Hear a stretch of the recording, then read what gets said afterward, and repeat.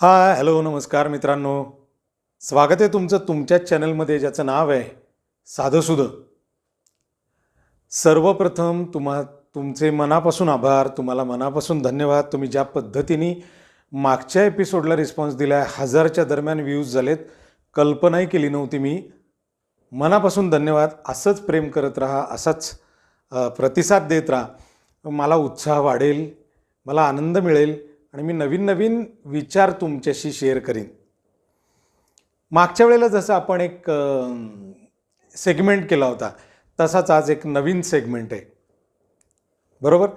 तुम्ही वाचलं असेलच टायटलवर. त्या मोठ्या अशा दालनामध्ये आता आपण प्रवेश करतोय, ज्याचं नाव आहे काव्य. एक तरी कविता अनुभवावी, एक तरी गाणं अनुभवावं, हा एक जो सेगमेंट होता. तशीच एकतरी कविता अनुभवावी, कारण बऱ्याच लोकांनी मला याची मागणी केली. आणि कविता हा माझा खूप लाडका प्रांत असल्यामुळे मी पटकन तयार झालो आणि पहिली कविता घेतली आहे तुमच्यासाठी. ती माझ्या अतिशय लाडक्या मंगेश पाडगावकरांची. जसे हिंदीमध्ये मला गुलजार साहेब खूप आवडतात, तसे आपल्या मराठीमध्ये जीवनाचं तत्त्वज्ञान अतिशय सोप्या पद्धतीत सांगण्याचं काम जर कोणी केलं असेल तर पाडगावकरांनी केले. पाडगावकरांची एक कविता तुमच्यासाठी परिचित आहे, आधी मी वाचतो, मग आपण त्याचा विचार करूयात. सांगा कसं जगायचं तुम्हीच ठरवा, सांगा कसं जगायचं तुम्हीच ठरवा, कणत कणत की गाणं म्हणत तुम्हीच ठरवा. डोळे भरून तुमची आठवण कुणीतरी काढतंच ना. ऊन ऊन दोन घास तुमच्यासाठी वाढतंच ना. मग शाप देत बसायचं की दुवा देत हसायचं तुम्हीच ठरवा. सांगा कसं जगायचं तुम्हीच ठरवा, कणत कणत की गाणं म्हणत तुम्हीच ठरवा. पायात काटे रुततात हे अगदी खरं असतं, पायात काटे रुततात हे अगदी खरं असतं, पण फुलंसुद्धा फुलून येतात हे काय खरं नसतं. मग काट्यासारखं सलायचं का फुलासारखं फुलायचं तुम्हीच ठरवा. सांगा कसं जगायचं तुम्हीच ठरवा, कणत कणत की गाणं म्हणत तुम्हीच ठरवा. काळ्या कुट्ट अंधारात जेव्हा काही दिसत नसतं, काळ्या कुट्ट अंधारात जेव्हा काही दिसत नसतं, दिवा घेऊन तुमच्यासाठी कुणीतरी उभं असतं. मग काळोखात कुढायचं का प्रकाशात उडायचं तुम्हीच ठरवा. सांगा कसं जगायचं तुम्हीच ठरवा, कणत कणत की गाणं म्हणत तुम्हीच ठरवा. पेला अर्धा असतो, पेला अर्धा असतो, पेला अर्धा भरला आहे असंही म्हणता येतं आणि पेला अर्धा सरला आहे असंही म्हणता येतं. मग भरला आहे म्हणायचं का सरला आहे म्हणायचं तुम्हीच ठरवा. सांगा कसं जगायचं तुम्हीच ठरवा, कणत कणत की गाणं म्हणत तुम्हीच ठरवा, तुम्हीच ठरवा. छान आहे ना कविता?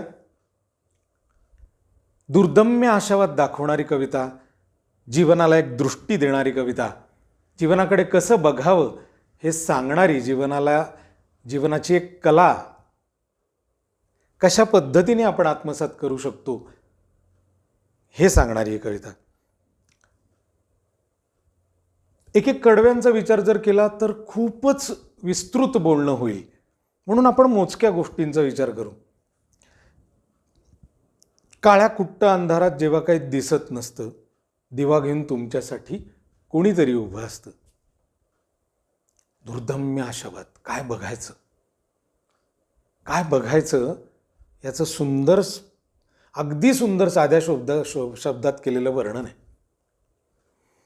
मला पाडगावकरांच्या सगळ्याच कविता खूप भावतात, खूप जवळ नेतात. जीवनाचं तत्त्वज्ञान, मी मगाशी म्हणालो तसं, जीवन किती सोपं आहे, किती साधं आहे.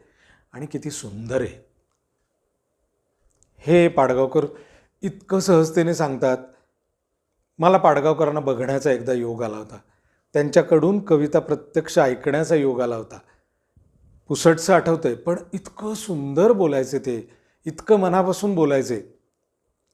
पाडगावकरांबद्दल असंख्य गोष्टी सांगता येतील, बोलता येतील. पण ह्या कवितेचा विचार करायचा जर झाला तर पहा, मी काही गोष्टी सांगतो.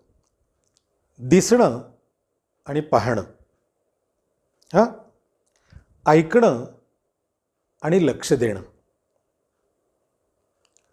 आणि जिवंत असणं आणि जगणं, हे 6 शब्द आहेत. फरक दिसतोय?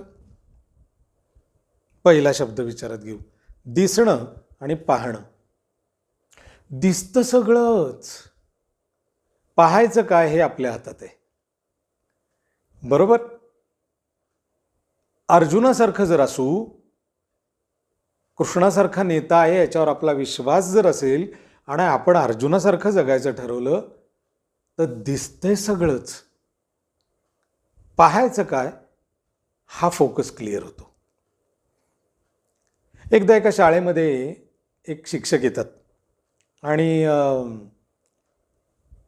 एक कागद घेतात आणि त्या कागदावर एक काळा ठिपका काढतात आणि प्रत्येक मुलाला विचारतात की या पांढऱ्या शुभ्र कागदावर मी एक तो काळा ठिपका काढलेला आहे, तुला काय दिसतं रे बाळा? प्रत्येक विद्यार्थी त्याच्या त्याच्या परीनं काय काय काय काय सांगत असतो. एकच मुलगा म्हणतो, सर पांढरा कागद आहे. सर विचारतात, अरे पांढरा कागद आहे? फक्त पांढराच कागद दिसतोय तुला? हो म्हणे, पांढरा कागद आहे. नाही म्हणायला त्याच्यावर एक काळा ठिपका आहे, पण त्या काळ्या ठिपक्यामुळे तो पांढरा कागद स्वच्छ दिसतोय. बघा approach. Every cloud has a silver lining but it is up to you, असं इंग्लिशमध्ये म्हणतात. मला दिसतं खूप, बघायचं काय? चॉईस. मला ऐकू खूप येतं, लक्ष कुठे द्यायचं? चॉईस. आणि जिवंत तर सगळेच असतात, जगायचं कसं? या अशा कविता आपल्याला मार्ग दाखवतात. काळ्या कुट्ट अंधारात जेव्हा काही दिसत नसतं, म्हणजे संकट आली, अडचणी आल्या, त्रास झाला, काहीही दिसत नसतं, कारण कोणी मदतीला नसतं. हा अनुभव तुम्ही प्रत्येकाने घेतला असेल की अडचणीच्या वेळेला सगळे पळून जातात, सगळे निघतात. आपल्याला आपले आपले आपले आपले जे वाटतात ते कोणीही राहत नाहीत. मग दिवा घेऊन अंधारात तुमच्यासाठी कोणीतरी उभं असतं. ते उभं असलेलं कोण आहे याचा विचार करायचा. मला सुधीर मोघेंची एक अप्रतिम कविता आठवतीये. एका सिनेमात ती केली होती. तेही गाणं माझं खूप आवडतंय. इवल्याशा पणतीचा इवलासा जीव, तोच घेई परी समद्या अंधाराचा ठाव. दुर्दम्य आशावाद, दुर्दम्य आशावाद. किती सुंदर आहे जीवन, किती सुंदर आहे जीवन. आम्ही काय करतो? कुरकुर करतो, कणत कणत जगतो. असं जर असेल तर मग सगळंच तापदायक होतं. पाडगावकर सांगतात, चॉईस तुमच्याकडे आहे रे, चॉईस तुमच्याकडे. कणत कणत जगायचं की गाणं म्हणत जगायचं?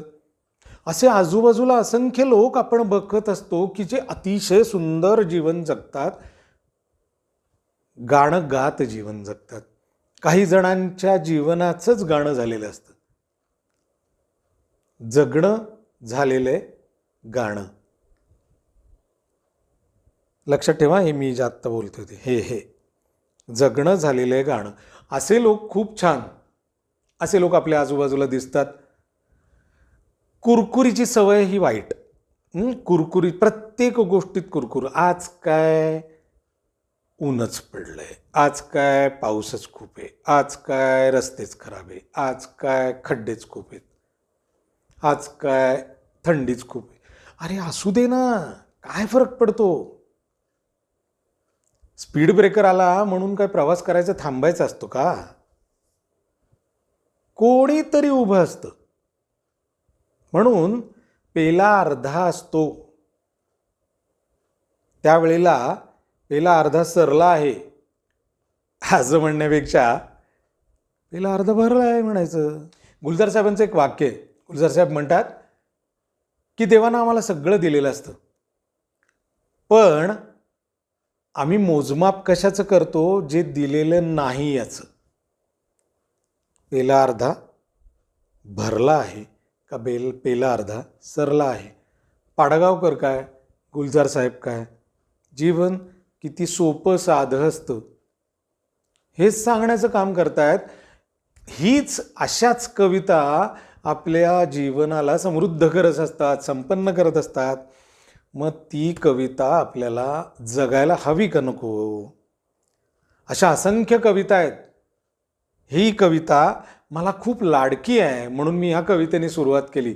तुम्हाला जर कोणती कविता आपल्या अशा पद्धतीत शेअरिंग व्हावं असं वाटत असेल तर जरूर मला कमेंटमध्ये कळवा किंवा पर्सनल मेसेज करून कळवा.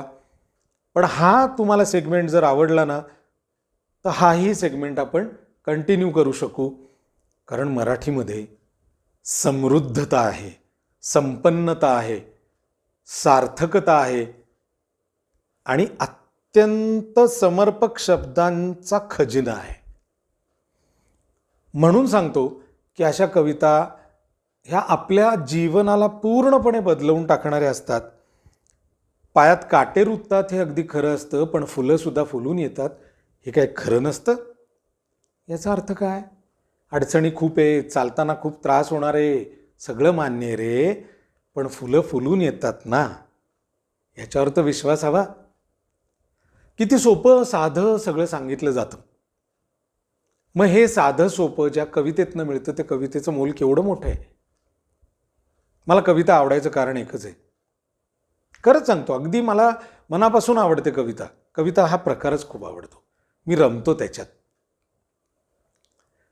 कारण दगड कधी हसत नाहीत, दगड गाणी गात नाहीत.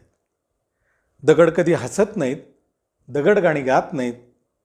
दगड थुई नाचत नाहीत, कारण दगड कविता वाचत नाहीत. कुठल्याही अर्थाने घ्या ती शेवटची ओळ. खरंच इतकं मजेदार आहे म्हणून मला कविता आवडते. आणि तुम्हालाही जर आवडली तर मला जरूर कळवा, जरूर सांगा. तुमच्या अशाच प्रोत्साहनानं नवीन नवीन उपक्रम आपले सुरू होणार आहेत. या महिन्यानंतरचा जो महिना आहे नवीन वर्ष, त्यावेळेला तर अशी लयलूट आहे नवीन नवीन उपक्रमांची. तुमचं प्रेम असंच राहू द्या. असाच भरभरून प्रतिसाद मिळाला की नवीन नवीन उपक्रम करायला मला मिळतील आणि मग ते तुमच्यापर्यंत पोहोचवण्यासाठी मी उत्सुक राहीन. मग आपल्याला आज हे ठरवायचं आहे की आपल्याला गाणं म्हणत जगायचं आहे, गाणं म्हणत जिवंत नाही राहायचं, गाणं म्हणत जगायचं आहे. तयार आहात? नक्की मला कळवा. तोपर्यंत पुन्हा एकदा मनापासून धन्यवाद. भेटूया पुढच्या एपिसोडला. Bye bye.